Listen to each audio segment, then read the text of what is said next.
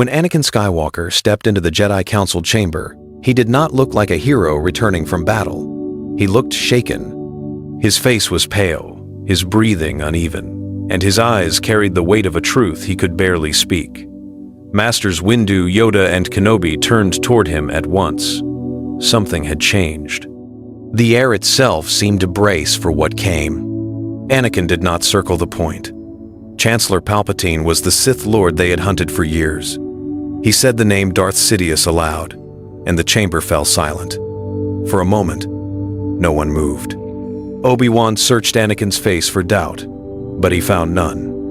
Windu only asked one question. Was he certain? Anakin answered with the memory of Palpatine's confession. He repeated every word, every promise, every dark hint about saving Padme from death.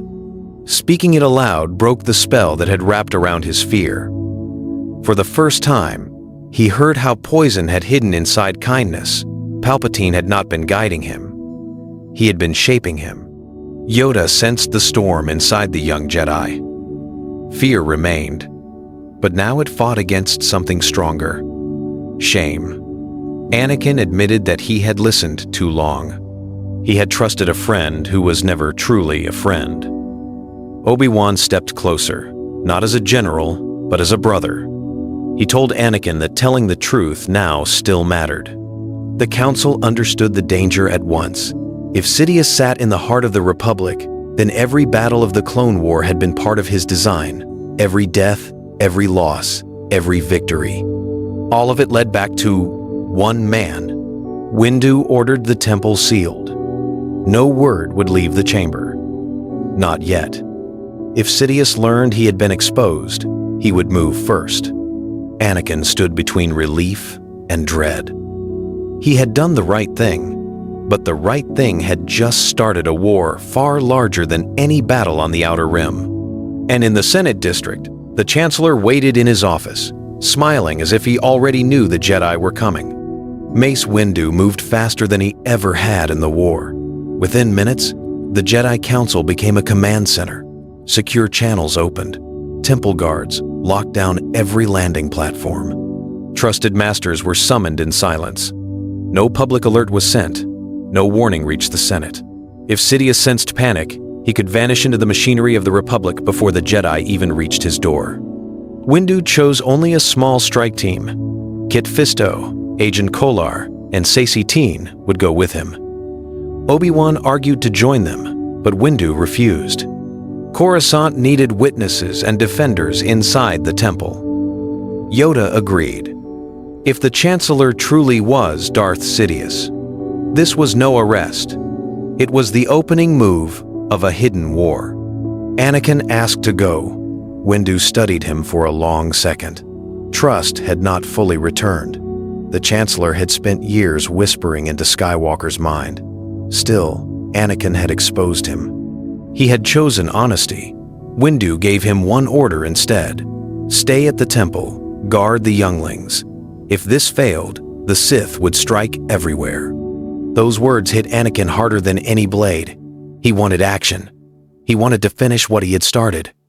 But he obeyed. For once, he let duty stand above his own fear. As the strike team crossed the night sky toward the Senate Tower, Palpatine was already changing the board.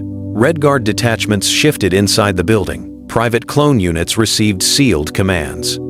Senators loyal to the Chancellor were called from their homes under claims of emergency. Sidious had ruled from the shadows for too long to be caught unprepared. The Jedi entered the tower under full authority of the Council. Windu's voice was calm when he announced the charge.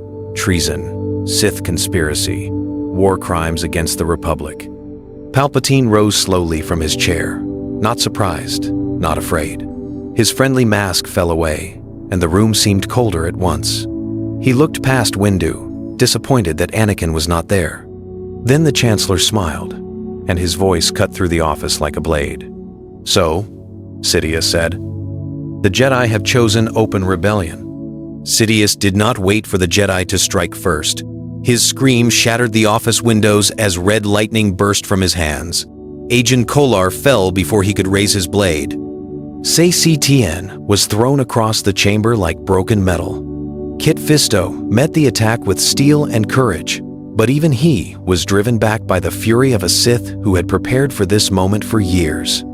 Mace Windu held the line. His purple blade turned the storm aside, and for one flashing instant, the battle looked possible.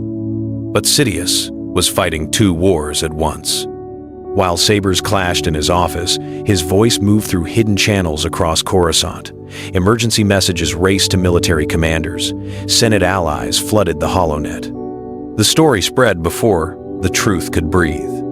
By the time Temple analysts broke into public feeds, the lie sounded like history. Senators called it a coup. Commentators spoke of Jedi ambition. Clones across the Capitol received orders to defend Republic leadership from rogue Force users. Fear did the rest. Inside the office, Windu drove forward with relentless precision. Sidious gave ground, but only where it served him. He blasted support columns, ignited fires, and let security recordings capture selected angles of the fight. Every image was a weapon. Every second was part of the trap. At the temple, Anakin watched the first reports arrive and felt the floor drop beneath him. This was exactly how Palpatine worked. He did not survive danger. He reshaped danger into power. Obi-Wan ordered all broadcasts cut from public channels inside the temple, but it was too late. Younglings, knights, and civilians had already seen enough to doubt. Then came the worst signal of all. A direct Senate transmission. Palpatine appeared wounded, his voice weak, his face twisted by rage and pain. He claimed the Jedi had betrayed the Republic and tried to murder him after years of secret plotting.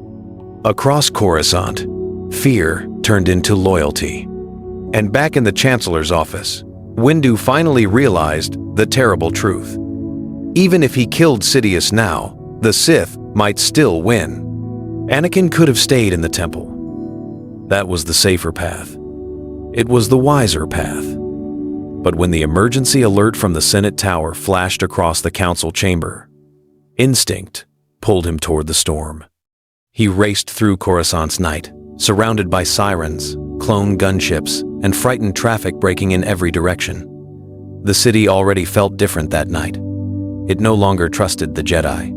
When Anakin entered the Chancellor's office, he found ruin. Fire climbed the walls. Broken glass covered the floor like ice. Kit Fisto lay dead.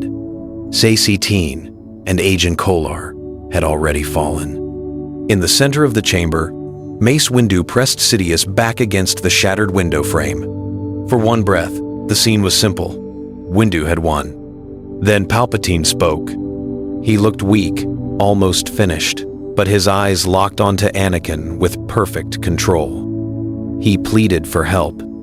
He claimed the Jedi were seizing power. He reminded Anakin of Padme, of death, of the secret he had promised to teach. Every word struck the wound he had spent years opening. Windu did not lower his blade.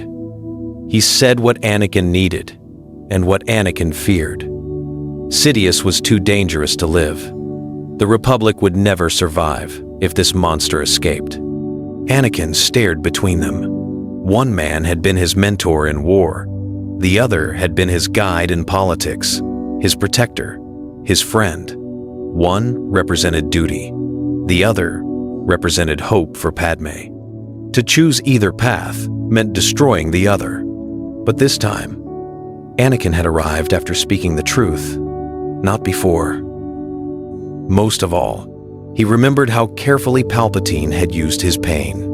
Sidious sensed the shift and dropped the mask. Lightning exploded again, filling the room with white terror.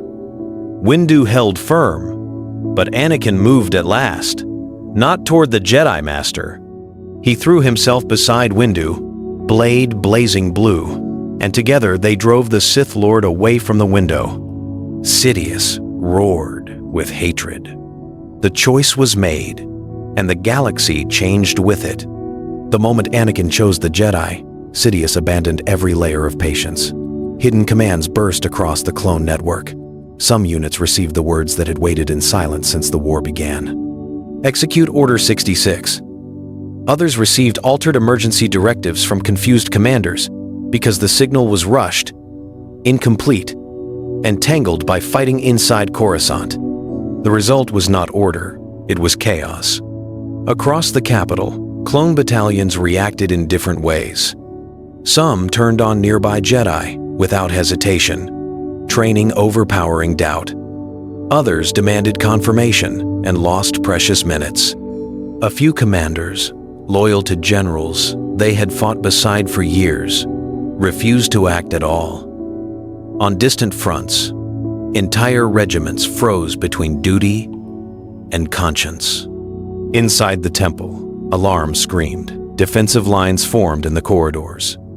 Jedi Knights evacuated younglings through hidden passages, while temple guards exchanged fire with clone units at the gates. Anakin returned at Windu's side just as blaster fire lit the main hall. For many Jedi, the sight was unbelievable. Skywalker was fighting for them, not against them. That single image changed morale. Knights who had doubted him rallied. Padawans who were ready to run stood their ground. But the cost was still brutal. Training chambers became battle zones. Archives burned. The Sacred Heart of the Jedi Order became a fortress under siege. Obi-Wan took command of the defense with sharp, disciplined calm. Shaak Ti led survivors toward the lower hangars. Yoda moved like a storm through the attackers, each strike precise, each step filled with grief. Even then, no one knew how far the Order had spread or which clone forces could still be trusted. Outside, Coruscant erupted. Civilians saw gunships around the temple and believed the worst stories on the HoloNet. Some called the Jedi traitors. Others saw clone troops firing on peacekeepers and began to question everything. The Republic was tearing itself apart in real time. Then, a secure transmission reached Obi-Wan from Senator Bail Organa. The Senate was preparing emergency powers. If the Jedi could not prove the truth soon, they would be declared enemies of the galaxy by dawn. Obi-Wan and Yoda understood the battle had moved beyond the temple. Surviving one night would mean nothing if Sidious kept control of the story. So while Coruscant burned with confusion, they chose the most dangerous mission yet. They would expose the Sith conspiracy before fear hardened into law tonight. Bail Organa gave them their opening. Deep beneath the Senate district, Republic intelligence stored sealed wartime records, Chancellor directives, and restricted communications from the highest level of government. If proof existed linking Palpatine to both sides of the Clone War, it would be there. The archives were heavily guarded, and by now many security forces believed the Jedi were leading a coup. Yoda went with Bail through hidden political routes. Obi-Wan took Anakin through service tunnels known only to temple engineers and Senate maintenance crews.